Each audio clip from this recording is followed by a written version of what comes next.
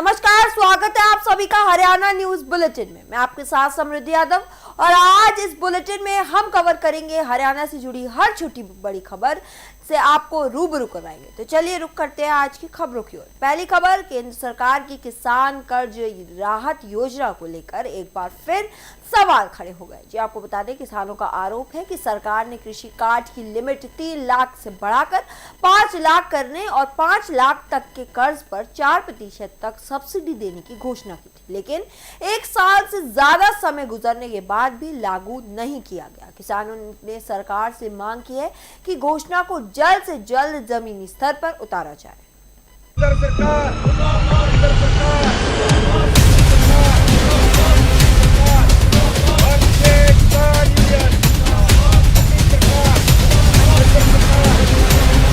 जी क्या कहेंगे सर? पिछले साल जब केंद्र सरकार ने बजट पेश किया था फरवरी माह में, तो उस वक्त एक घोषणा की थी वही लूटने के लिए कि किसानों को जो कृषि लोन किसान को मिलता है, जब 3 लाख रुपए तक का लोन मिलता है, उस पर किसान को सब्सिडी मिलती है। इन्होंने घोषणा की थी कि उसको बढ़ाकर 5 लाख कर दिया गया है, लेकिन 1 साल से भी ज्यादा समय बीत चुका है, अभी तक उसको लागू नहीं किया। अभी भी जिस किसान की 5 लाख रुपए की क्रेडिट लिमिट है, बैंक में लोन लिया हुआ है, उसको मात्र 3 लाख पर ही सब्सिडी मिलती है। 3 लाख से ऊपर कोई सब्सिडी नहीं मिलती। और सरकार ने वोट लेने के लिए इलेक्शनों के समय तो ये घोषणा कर दी थी, जिसके दम पर कई राज्यों में सरकार बना भी चुके हैं, लेकिन 1 साल से ज्यादा समय बीत जाने के बाद भी आज तक उसको लागू नहीं किया। किसान बैंकों के जा रहे हैं, उनमें चक्कर काटते हैं, अपनी सब्सिडी के लिए बोलते हैं, लेकिन बैंक वाले बोलते हैं हमारे पास सरकार की तरफ से अभी भी कोई लेटर जारी नहीं हुआ है जिससे आपको सब्सिडी मिले। तो हम कहना चाहते हैं केंद्र सरकार से, जो आपने 1 साल पहले सत्र में पास किया था, उसको तुरंत लागू किया है। और किसानों को जो अपने वाहवाही लूटने के लिए 5 लाख रुपए तक के लोन पर सब्सिडी देने का वादा किया था 4%, उसको तुरंत लागू। Physical children cricket association of India यानी PCCAI दिव्यांग क्रिकेट को बढ़ावा देने के लिए लगातार बड़े आयोजन कर रहा है। इसके साथ साथ संस्था के अध्यक्ष सुरेंद्र लोहिया ने बताया कि जून में श्रीलंका और अफगानिस्तान के साथ अंतर्राष्ट्रीय प्रतियोगिता आयोजित होगी। वहीं 10 मई को ग्रेटर नोएडा में हरियाणा और उत्तर प्रदेश के बीच T20 मैच भी खेला जाएगा। देखिए इस मामले में हमारे संवाददाता की खास रिपोर्ट।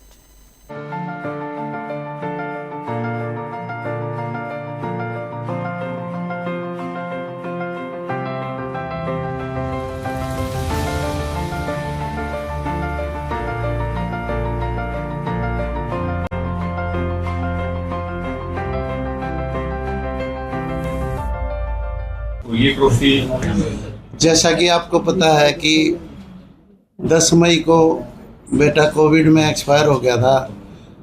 वो हमेशा ही खिलाड़ियों को, दिव्यांग खिलाड़ियों को इतनी हेल्प करता था। इंग्लैंड में भी गया था तो उसका अशोक के साथ काफ़ी तालमेल था। जितना भी वहाँ पे न्यूज़ होती, उनकी बाइट होती, अशोक के पास भेजता था।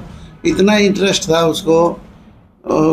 हालांकि हम खिलाड़ियों के साथ नहीं बात करते थे, लेकिन वो जब भी इंटरवल होता था तो इंग्लैंड में खिलाड़ियों के साथ ऐसे जुड़ गया था जैसे वो खुद भी एक वैसे भी अच्छा खिलाड़ी क्रिकेट का रह चुका। वो दीपक लोहिया के नाम से 10 मई को एक दिवसीय T20 tournament physically challenge cricket association of India के माध्यम से हो रही है। ये विजय सिंह स्टेडियम है जहाँ पे अफगानिस्तान, इंडिया के और देशों के मैच होते हैं। इंटरनेशनल स्टेडियम है। हमने ये जगह इसलिए सेलेक्ट की कि पवेलियन AC पवेलियन है, बच्चे और स्टाफ या ऑफिशियल को गर्मी को देखते हुए उनको परेशानी ना हो। भविष्य की सर क्या क्या बड़ी प्रतियोगिताएं रहेंगी इस हरियाणा और पंजाब की इस मैच के?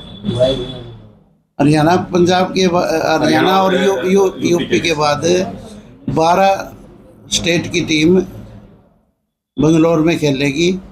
मैक्सिमम टीमें उधर की ही है, साउथ की साइड की। और जब उसके बाद जो इनाम उसमें फर्स्ट प्राइज 5 लाख रुपए है, सेकंड प्राइज 2.5 लाख रुपए है, थर्ड और फोर्थ 1-1 लाख रुपए है। तो उसके बाद अंतर्राष्ट्रीय प्रतियोगिताओं के पीसीसीआई का कब आयोजन रहेगा और किन किन देशों के बीच में संभावित क्या तिथियां हो सकती हैं? हमारी कोशिश है कि मई के लास्ट में या जून में हम श्रीलंका या फिर अफगानिस्तान की टीम को हिंदुस्तान में बुला रहे हैं, उनके साथ मैच करेंगे। पंचकुला में तो हमारी जो बाकी 12 टीम रह जाएगी स्टेट की, उनका अगस्त सितंबर में होगा। अगस्त मेरे पंचकुला और बेंगलोर में प्राइज मनी अलग अलग होगा या एक ही प्राइज मनी होगा? प्राइज मनी जी, पंचकुला का अभी हम नहीं बता सकते, बेंगलोर का ये बंगलोर का है। तो एक बात आपको बता दूं कि ये बंगलोर की क्रिकेट एसोसिएशन करवा रही है, हमारा एक पैसा भी नहीं लगेगा उसमें।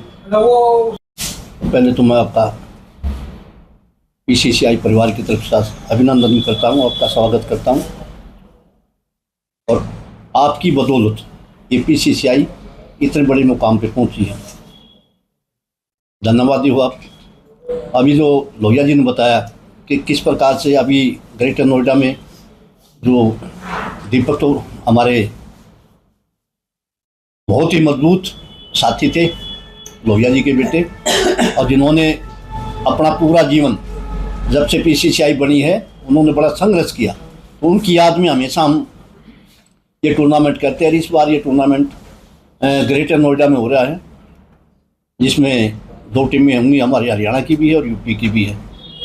और इसी प्रकार से पीसीसीआई जो पीछे जो बातें हुई थी, मेरे को किसी का कुछ नहीं पता, न मैं किसी के बारे में विचार करूँगा न बोलूँगा। मैं तो इतना कहूँगा कि अगर लोहिया जी खड़े होंगे, रवि चौहान खड़े होंगे, तो हम पीसीसीआई से और भी ज़्यादा मजबूत करेंगे।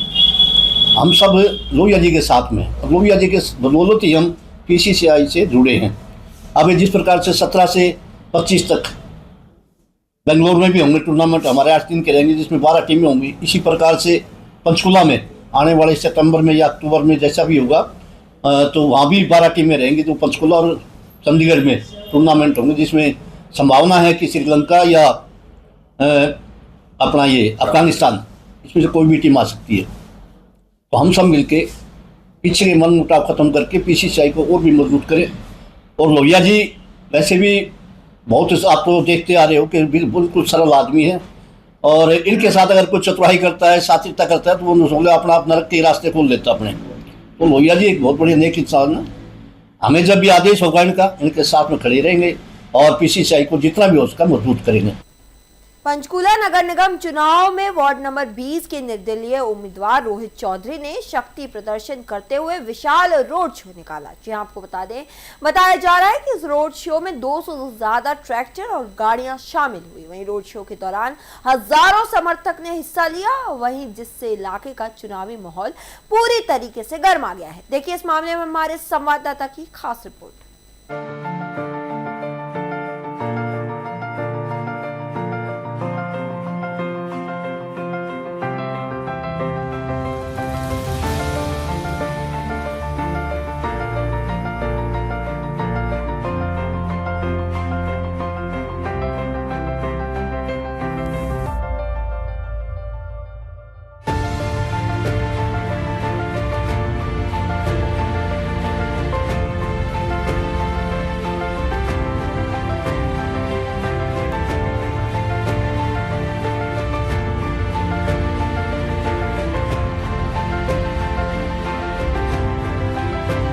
चुनाव प्रचार का आखिरी दिन है, इतना बड़ा काफिला लेके चल रहा है, लगता है पूरा वार्ड ही साथ चल रहा है। क्या देखते हैं, सोचते हैं? बहुत धन्यवाद, मेरे लोगों का बहुत बहुत धन्यवाद करना चाहूँगा।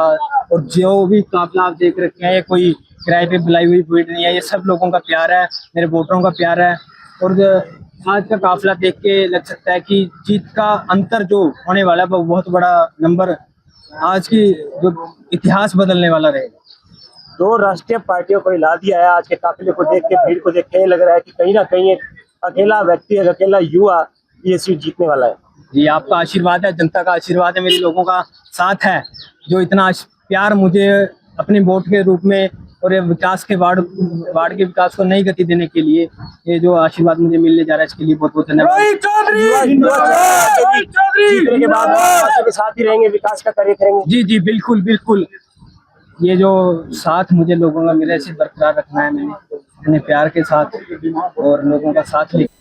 पंचकूला नगर निगम चुनाव के बीच बड़ा राजनीतिक घटनाक्रम सामने आया है, जहां आपको बता दें वार्ड नंबर 12 से निर्दलीय चुनाव लड़ रहे पूर्व पार्षद ओमवती पुनिया ने भाजपा प्रत्याशी राकेश जकोता को समर्थन दे दिया। वहीं मुख्यमंत्री नायब सिंह सैनी और भाजपा प्रदेश अध्यक्ष मोहन लाल बड़ौली की मौजूदगी में समर्थन की घोषणा की गई। देखिए इस मामले में हमारे संवाददाता की एक खास रिपोर्ट।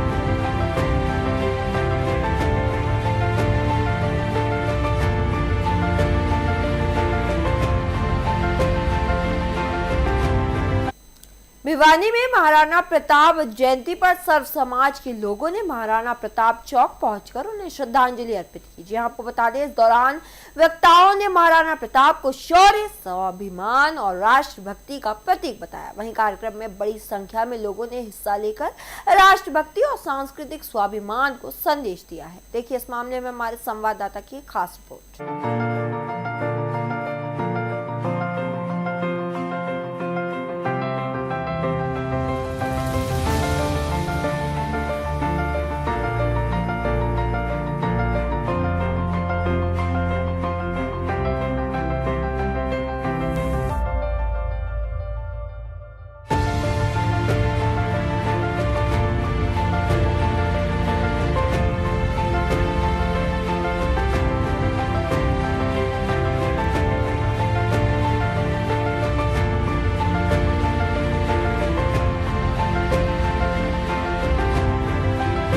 आज महाराणा चौक पर पहुंचे महाराणा जयंती। देखिए आज इस अवसर के दौरान पूरे भारत के अंदर प्रत्येक गांव के अंदर जो भी वासी हिंदुस्तान में रहता है या विदेश में भी रहता है, महाराज पृथ्वीराज चौहान की याद के अंदर आज बड़ी जोशो आवाज़ से इस जोश को बना रहा है, जयंती को बना रहा है। और एक सीख जो उनकी लेके प्रत्येक आदमी आज भारत का जो जी रहा है कि हमें हमारी बराबरी देने का मौका हर किसी को अवसर को देना चाहिए। आप सभी भली बातें जानते हैं, जब देश में विपत्ता आई थी, बाहर के मुगलों ने हम पे जब हमला किया तो इकलौते महाराणा प्रताप जी थे जिन्होंने पूरे देश के अंदर नारा दिया था कि सर्वश्रेष्ठ सब लोगों को एक साथ संगठित होकर हमें हमारे देश का रण का मिट्टी का उतारना है, एक साथ मिल के देश को बचाना है। और कोई भी दुश्मन हमारे समक्ष आता था और वो कहता था भाई मैं निहत्था हूँ, मैं कुछ कर नहीं सकता, तो उनको बराबरी का अवसर देते थे और ये दिखाते थे कि हिंदू और राणा प्रताप की कौम, चौहान साहब ने ये संदेश दिया था कि हर आदमी हर व्यक्ति बराबर है, उसको बराबर का सम्मान का महत्व देंगे, मौका देंगे और फिर हम देश के साथ मिलकर आगे बढ़ के चलेंगे। सबसे पहले तो आपका आने पे बहुत बहुत स्वागत है। आपके जितने व्यूअर हैं, हमारे जितने भी यहाँ पे क्षत्रिय समाज के और अन्य समाज से जितने बुजुर्ग गणाएं, साथी गणाएं हैं, सबका बहुत बहुत धन्यवाद और सबको महाराणा जयंती के अवसर पर बहुत बहुत शुभकामनाएं। देखिए सबको इनका इतिहास सबको पता है और जयंती मनाना एक काफ़ी नहीं है, एक उपचारिता मात्र चीज़ें हो गई हैं, मेरा मानना है बिल्कुल है। और ये चीज़ें आप जीवन में देख भी सकते हैं। आज युवाओं को समझना चाहिए इनकी जो मोरलिटी थी, इनके जो गुण थे, इनके जो शौर्य की पराकाष्ठा की कहानियां हैं उनसे कुछ सीखना चाहिए। और युवाओं को आज जैसे कई बिल आते हैं, कहीं पर प्रताड़ना होती है, तो इन महापुरुषों की जयंतियों का मतलब यही है कि इन्होंने अपने जीवन में क्या किया था जिससे इतने आज हम सम्मानीय है, पूजनीय है और एक आदर्श। बहुत ही खुशी की बात है, पूरा विश्व और पूरा देश आज महाराणा प्रताप जी की जयंती मना रहा है। अंग्रेजी कैलेंडर के हिसाब से आज के दिन 9 मई 1540 को उनका जन्म हुआ था और उनका जो शक संवत के हिसाब से अब की बात 17 जून महाराणा प्रताप जयंती मनाई जाएगी। और उस दिन पूरे देश की छुट्टी भी है, हरियाणा प्रदेश की भी छुट्टी होती है,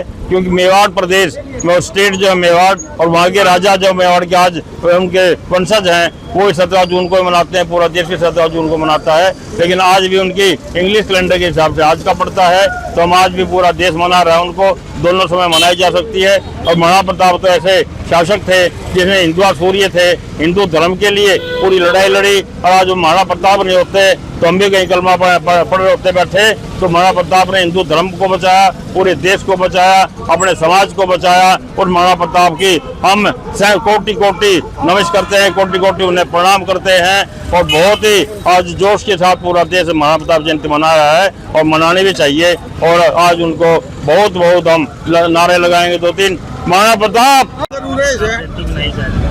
आज भाई आज भिवानी के अंदर आसी गेट पर महाराणा चौक पर बड़ी धूमधाम से महाराणा प्रताप जयंती मनाई गई।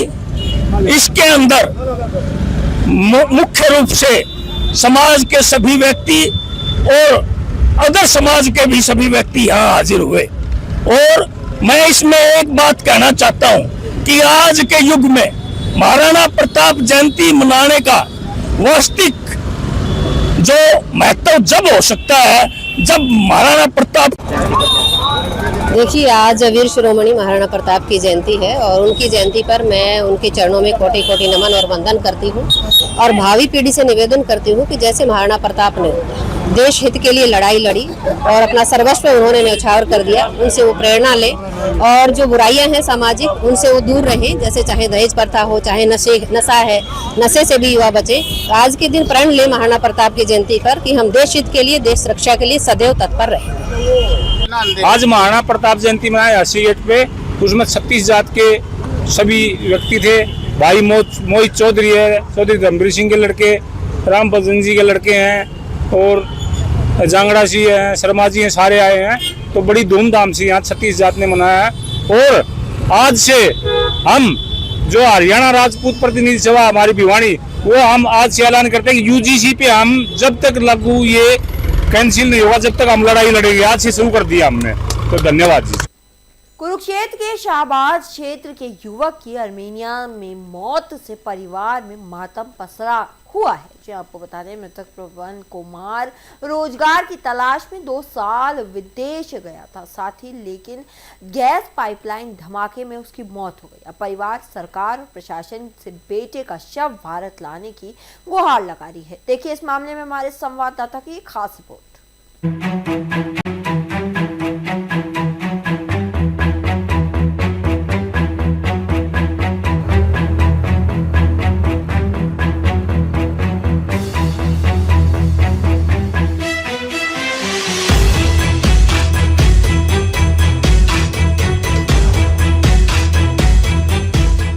मैं वेद प्रकाश गांव नगरा से बोल रहा हूँ जी।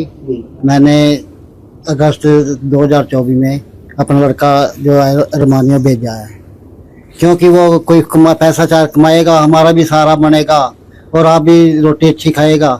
तो 2 साल हो गए हैं उसको गए को। कल 7 मई को उसका हादसा हो गया। तो घर में रोटी बना रहा था, तो रोटी बनाते बनाते जो गैस पाइप है वो फट गई, उसको आग लग गई, वहीं दम तोड़ दिया उसने। अब डेड बॉडी लाने के लिए 6-7 लाख रुपया मांगते हैं। अब मैं जो रोटी के लिए मुताज हूँ तो 6-7 लाख रुपया कहाँ से लाऊंगा मैं। ऐसा है कि आप कोई थोड़ा थोड़ा जैसा भी आपको कोई सहयोग दें ताकि वो डेड बॉडी हमारे पास आ जाए, हम उसके दर्शन कर लें। 2 साल हो गए देखे को है जी, हमारी आत्मा टिक जाएगी, शांति हो जाएगी और आपकी बहुत बहुत मेहरबानी हो जाएगी, मेरा भी कुछ गुजारा चल जाएगा। हाँ जी, धन्यवाद। फिलहाल इस बुलेटिन के लिए इतना ही। ऐसी और खबरें और अपडेट्स के लिए देखते रहिए लोकल 7 न्यूज।